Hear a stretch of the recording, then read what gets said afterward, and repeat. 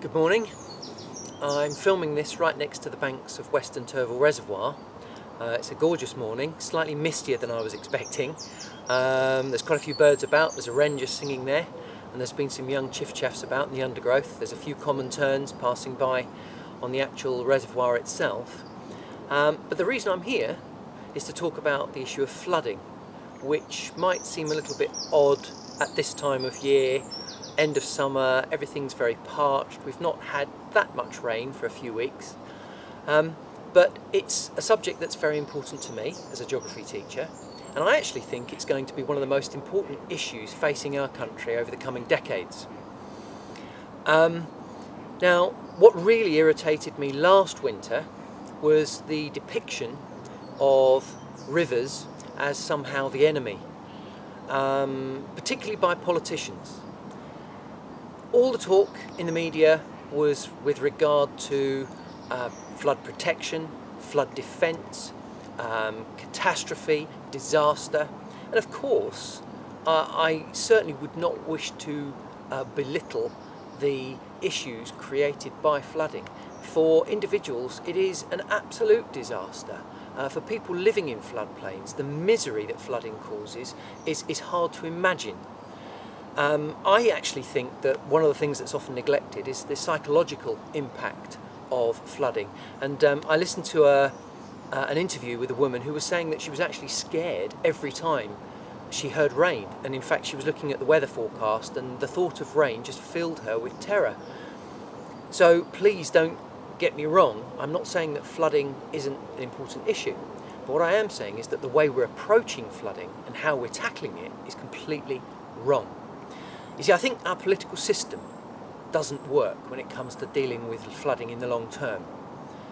Politicians are interested in votes. Politicians are only around for a short time. Just think about Cameron and Osborne.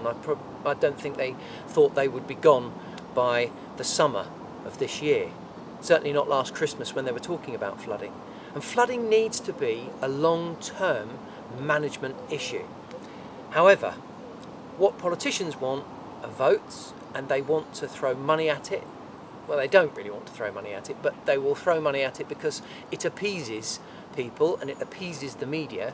So they will talk about how we need to improve our flood defences and we're spending so much on our flood defences and this is what we're doing. And it sounds fantastic. But you see, they've got a get out of jail card. And that get out of jail card is that they can turn around and say, well, look at all this money we've spent, and actually this event was unprecedented. It's never been known before. And I think this is part of the problem, that we actually think of rivers as a flood risk. We look at the whole thing as an issue of sort of probability. What are the chances of it flooding?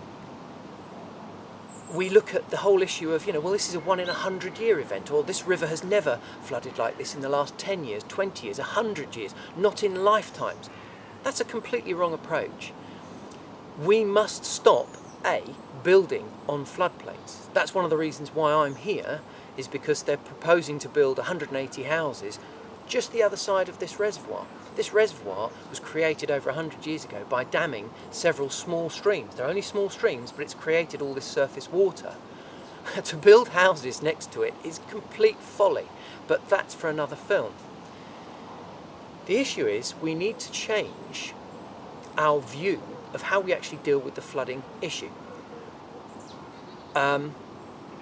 Flooding itself, we need to keep flood protection as part of an holistic programme of sort of flood prevention measures. But we actually need to think very carefully about slowing the water down. At the moment, all the emphasis is on speeding it up, getting the water through and passing it on. There's a beautiful marsh tit calling there in the background. So we actually need to think about the source of the river and before it actually gets to built up areas and how we deal with that. So we need to think about interception rates.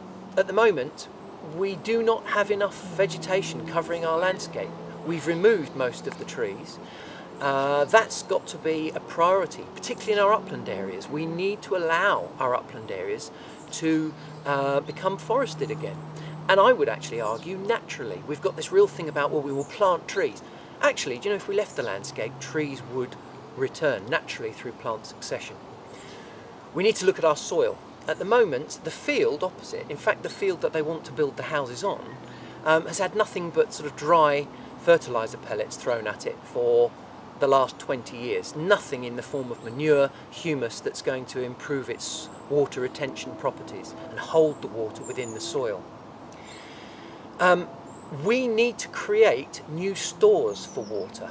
At the moment, water gets very quickly into the channels, into the rivers itself.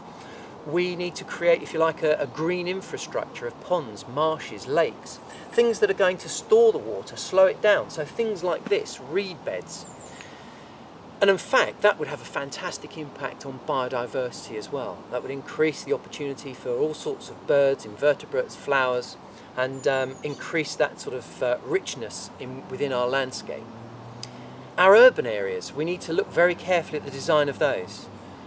At the moment, we've got too many impermeable surfaces. Most people have covered up their front gardens with driveways for cars. It's a necessity, it's not an evil, people aren't doing a bad thing, but it's having an impact now in urban areas. We are building at increasing densities. Gardens are smaller, and roofs, almost by definition, must be impermeable, but we need to explore green roofing. We need to explore those opportunities within our urban areas. A good example would be my school. I've worked there now for nearly 30 years. And in the last 2 years, we've had terrible flooding. The school has been inundated by water up to about a foot in the space of a couple of months in the summer. And this was caused by, unprecedented storm events, but also the fact that we've had a new all-weather pitch fitted with fantastic drainage, and they've built a sixth form centre below ground level. And when I spoke to the architects, they were like, no, don't worry, it'll be fine, everything will be okay, we've created flood prevention walls and there are pumps. It doesn't work. If you build below it, it is a matter of time before water will get in.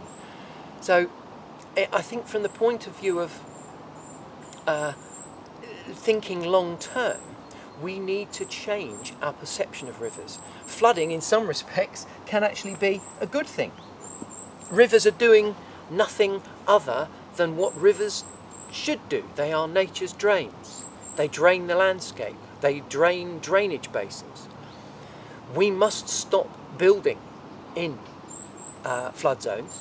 That's the first thing, because if we don't, we are only storing up future human misery. And the other thing is that what we must do is change our relationship with rivers. We need to look at it in a much more sustainable way, and we need to stop thinking of rivers as a negative thing, something that we've got to fight against. If you like, we've got to re-establish our relationship with our waterways and mend it and build on it, rather than just thinking, you know what, we can throw money at it and solve all our problems that way, because I think ultimately that's the arrogant view that's led us to the situation that we're in now. Thanks for listening.